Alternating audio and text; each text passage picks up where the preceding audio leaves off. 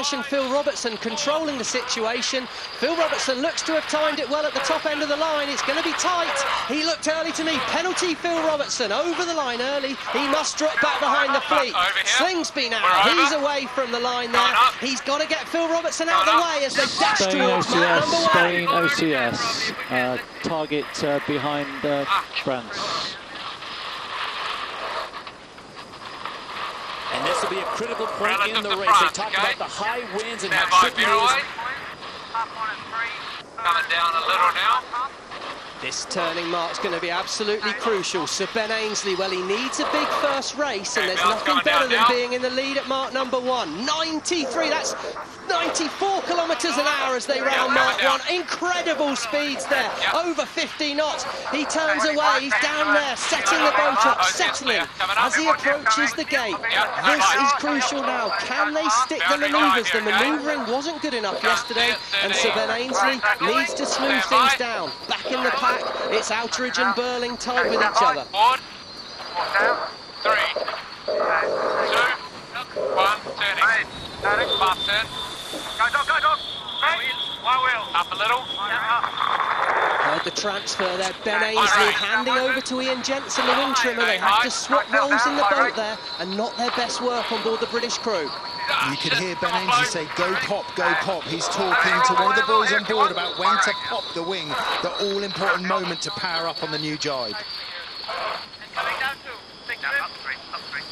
So everyone jiving back, no one's laying this turn. The crew's now preparing for this bottom mark.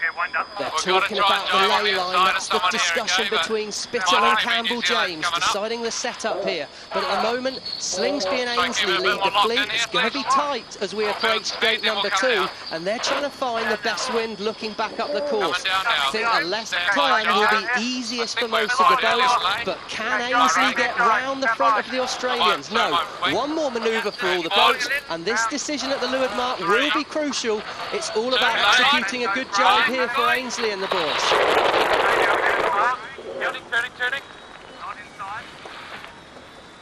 So they make their way now to the next gate, and this will be critical as they make their way upwind. Now, guys, remember the speeds will dip just a little bit as another big dip for Great Britain. Australia follows around on that side of the course. So it's Great Britain, Australia, Japan, New Zealand, and the USA currently in 5th, with France, Denmark, and Spain bringing up the rear.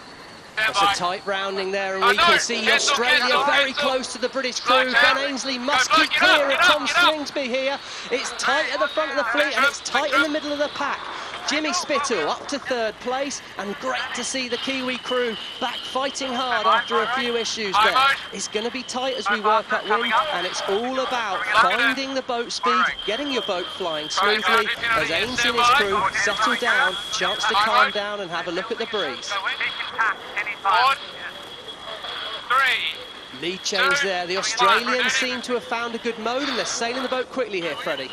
They are sailing the boat quickly, and they've stepped up on the hip of Great Britain here. This is going to make the next manoeuvre for both these boats very important. The Brits are going to get out to the boundary and get boundary coverage first. They'll also be on starboard, so they're going to be getting very, very close to each other out of the next manoeuvres. Well, you could see the numbers on the boat there. It's a 20-metre lead for the Australian, but the most important thing I'm seeing is a 4 kilometres an hour speed advantage to Slingsby. That's Slingsby, Langford and Waterhouse working out how to fly this boat quickly. They've got to work together. Ainsley won't like that. Control with Australia at the moment here. The frustration from Ainsley there. Yeah, agree. 56, 57 target. So the Australians are the first ones to tap just ahead of Great Britain and Sir Ben Ainsley as they've taken the lead. If you weren't with us for yesterday's action, Australia won all 3 races. Now remember, there's 2 races, 2 fleet races, and then only the top 3 boats. Tom, sorry to interrupt. We've got a big issue in the middle of the fleet here. Nathan Outeridge, very late to manoeuvre, and he's collided with the US crew. This is a big moment on board here. The Japanese boat on board the American boat. Hopefully no one's hurt, but that was a big misjudgment from Outeridge. These 2 boats are really stuck now, Freddie. The leeward shroud of the USA boat is cutting the bow of the Japanese boat off here. This is a major, major collision. Here we go. On starboard tack, the American crew and Spittle. Coming in on port, Nathan Outeridge had to keep clear, but misjudges it. Right shift coming. All right. Coming up now. Have a look at that shroud, Freddie. It's like a cheese wire through cheese there. Unbelievable, making light work of that carbon fibre bow. That is a good chance that'll be the end of the Japanese day, but we'll have to see how they get on in repairing it. Wow, what a moment out on the water there, Freddie Carr. That was spectacular, but let's get back to the race now. Let's hope those two boats can keep care of themselves. But in the lead, still, Tom Slingsby approaching the lane line. Ainsley has control, though. When Slingsby tacks, it'll be Ainsley with the right-of-way, and Slingsby's going to have to work something out here. Tight cross, here we go again, Ainsley has the right of way, Slingsby must keep clear. Surely a protest there from Ainsley. The Australians did not have coverage by being in the windward mark either. I would expect a penalty to the Australians here. We'll have to wait to see what the umpires say. Already on the top of the mast, Freddie. Penalty for Slingsby. He has to drop back behind Ainsley. Very quickly resolved here as we head off downwind. In the background, the Kiwi team up to third place. Great move from Burling. Can he find his way through? And at the moment, out the back, Billy Besson, well, he's clawing his way back into the race at over 30 kilometres an hour faster than the Kiwis. What a speed difference. Fourth place is the French team, but it's Burling and Tuke in third at the moment. Can they bear the boat away? Bearing away in 10. Stand by. Coming down in 5. Stand by, that's Ainsley telling the crew to get ready for this board. Drop, the board goes down onto the lock. He spins the boat. Now look for the wing pop. There's the wing pop to land on the new angle. Really hard to land the wing there. It goes a little lighter here. Tight rule moment. Ainsley on starboard. Slingsby must keep clear. Ainsley has to spin the boat to stay clear there. What a dramatic moment there. Ainsley keeping clear. Too much there from Tom Slingsby. Big mistake, and he could have seen that coming. But anyway, it's not cost him too dearly at this stage as the Australians fall off the foil in the background. 77 kilometres now for the British, and the Australian crew on two hulls at only 44 kilometres an hour. Big gain for Ainsley. He needed to deliver in this first race to give himself a chance at the final. Wow, that guy knows how to deliver when it counts. And while the racing goes on, you see the Americans and Japanese boats just now making their way up on that leg 3 as everyone else has moved down to leg 4 of 6. This is a race between the British and Australians right now. It's a tight race. Good jibe by the British on leg 4 here. They've got one more upwind leg, that's all. So at the moment, total control to Ainsley. Only 2 kilometres of this race left as they head back upwind. It's about 4 or 5 minutes of sailing. So great control for Ainsley. And how are we seeing as they sail the boats, Freddie? And looking at the jibes on this downwind, and the Brits have extended with their jibes. Both of their entry speeds into the jibes at 80 kilometres an hour. The British bottom speed is 60 kilometres an hour, and the Australian bottom speed is 40 kilometres an hour. The Aussies are losing in the manoeuvres right now. Well, we did see a terrible jibe on that leg, but at gate 4, it's the British crew of Sir Ben Ainsley in the lead, a commanding, dominant lead. And behind him, Tom Slingsby. Well, the boat doesn't look as smooth as yesterday. These are ominous signs for Tom Slingsby. Still looking good to come round in second. Oh, capsize on board the US. Jimmy Spittle and the crew there. Let's hope they're all okay. But that's another ramification. What a race Spittle's having here. Disaster for the US crew. Here we come back on board. And look at this. They're just cruising around. And they're just clearly having a problem. The wheel stuck down to leeward there. And the boat just blows over. Wow. Ramifications from that first crash. But let's get back out onto the race. Quick right shift here. Copy. Often these boats are so hard to control at low speed, and that's what we saw there. You take your eye off the ball at low speed and it's easy to flick it in. Well, we're back on the race now, Todd, and it's looking good for Ainsley at the moment, really good.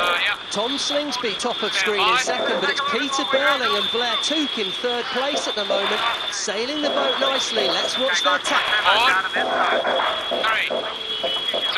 3, 2, 1, turning. That's a bad tack.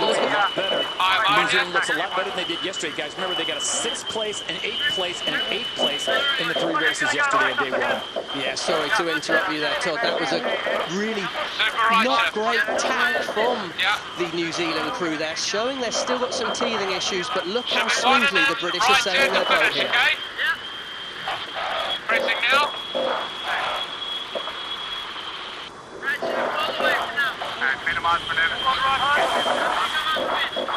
Head-to-heads there from the two boats, and we can see the British. Look at the speed they've got going there. 60 kilometres an hour, that will have been on the downwind leg. Great moment for the British crew, flying the boat really nicely, and they just look a lot calmer on board. The communication between Ainsley and Jensen seems a lot smoother and calmer than yesterday. This is leg 5 of 6, and we're within 500 metres of this final gate. Final turning mark to the finish. Looking very good for Ainsley now, Todd. Well, what started out as a 8-boat race is now down to 6 after the collision between Japan and USA. It is Great Britain out in front, Australia in second, and Spain sitting in third ahead of New Zealand, France, and Denmark. Well, there you go. You saw a perfect tack there, Todd. Beautiful work. And Freddie Carr, lovely to see the boat handling so good from the British crew after looking a bit wobbly yesterday. Yeah, clean today from Ainsley and his boys, and also very clean today from New Zealand. They've obviously spent the evening looking at the data coming off the other boats, and they're matching their wing and foiling setup to the British. Thinking across. Coming into the last turning mark here, it's a right turn and then a blast to the finish for Ainsley. Here we go, just 30 seconds to go. Gate number 5, and a dominant performance from Sir Ben Ainsley, Ian Jensen and Luke Parkinson. They'll have had a serious talking to last night from their coach Robbie Wilson, I'm sure. They've clearly ironed out a lot of the problems, because right now they're showing the fleet a clean pair of heels, and let's remember it's all about getting to the final for Ainsley. If he can make the final, he's still got every chance to win this event here in Bermuda. Race 4 here in Bermuda, and it's Sir Ben Ainsley with the win. Great result. So on day number 1, Great Britain gets a 7th, a 7th, and a 2nd, and they win the first race of day number 2, still trying to claw themselves into the top 3 in points so they can be on the podium race, which will cap off the 2nd day of racing, the top 3 of boats. And guys, you got to wonder what happened to Australia. They were in the mix, they had the lead, and then they've dropped off precipitously, and now they will finish in 2nd, just ahead of Spain. Well, it's a good result for Slingsby. Good 2nd place. I'm pretty sure when we get to look at the results, we'll see that that probably guarantees Tom Spittle his place in the final here. But we'll be looking over his shoulder at who's going to join him in that final. 3rd place, Phil Robertson and the Spanish crew. That's a great comeback, passing the Kiwi crew on that upwind leg. They're in 3rd place, and that puts them up to 3rd.